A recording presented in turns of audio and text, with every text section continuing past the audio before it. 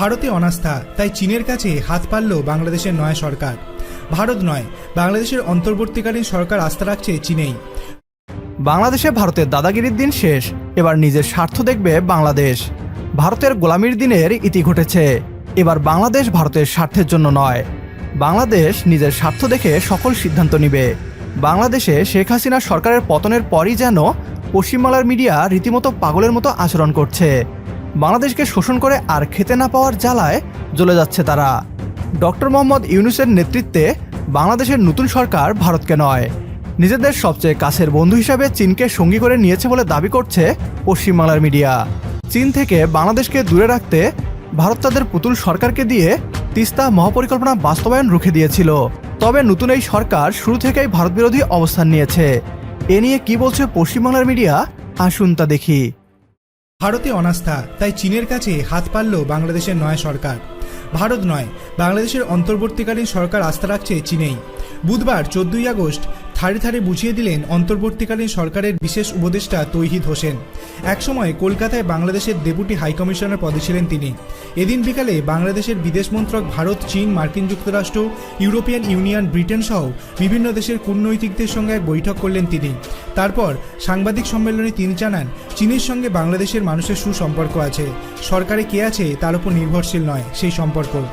এদিন চীনের সঙ্গে বাংলাদেশের সম্পর্ক নিয়ে তৌহিদ হোসেন বলেন, চীনের সঙ্গে সম্পর্কের ক্ষেত্রে এখানে কে থাকলো না থাকলো স্পষ্টতই তিনি শেখ হাসিনার দিকে আঙুল তুলেছেন, তাতে কিছু এসে যায় না।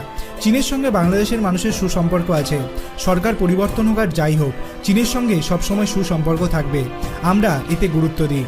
এর আগে একাধিক ক্ষেত্রে প্রধান উপদেষ্টা মোহাম্মদ ইউনূস সহ নয়া বাংলাদেশ সরকারের একাধিক উপদেষ্টা জানিয়েছেন, ভারত সরকার আওয়ামী লীগের সঙ্গে সুসম্পর্ক তৈরি করেছিল, বাংলাদেশের মানুষের সঙ্গে ভারতের ঘনিষ্ঠতা তৈরি হয়নি।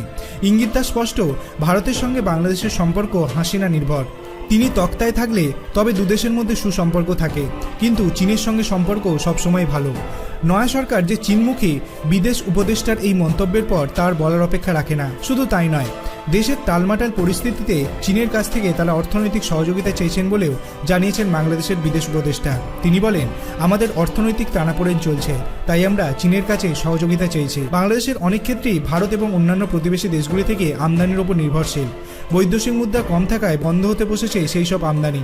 এই সংকট থেকে মুক্ত হতে চীনের মুখোমুখি হল বাংলাদেশের অন্তর্বর্তীকালীন সরকার। ভারতের বন্ধু হওয়া মানে দাসত্ব স্বীকার করে নেয়া। আমাদের এমন বন্ধুত্বের দরকার নেই। চীন বাংলাদেশের উন্নয়ন সহযোগী, বাংলাদেশ সরকারকে কখনোই চীন নিজেদের গোলামি করতে বলবে না। অন্যদিকে ভারত বাংলাদেশকে 1 টাকা সাহায্য করলে 10 টাকা নিয়ে নেয়, বাংলাদেশের অভ্যন্তরীণ রাজনীতিতে হস্তক্ষেপ করে, যা বাংলাদেশের মানুষ কোনোভাবেই মেনে নেয়নি, এমনকি ভবিষ্যতেও মেনে নিবে না। ডক্টর মোহাম্মদ ইউনূসের নেতৃত্বে বাংলাদেশের নতুন সরকার ভারতকে বাদ দিয়ে চীনকে আপন করে নিচ্ছে। নতুন সরকারের এই সিদ্ধান্তের সাথে যদি আপনিও একমত হন, তাহলে কমেন্ট বক্সে ইয়েস লিখে জানিয়ে দিন আমাদের। সেই সাথে ভিডিও শেয়ার করে দেখার সুযোগ করে দিন আপনার বন্ধুদের।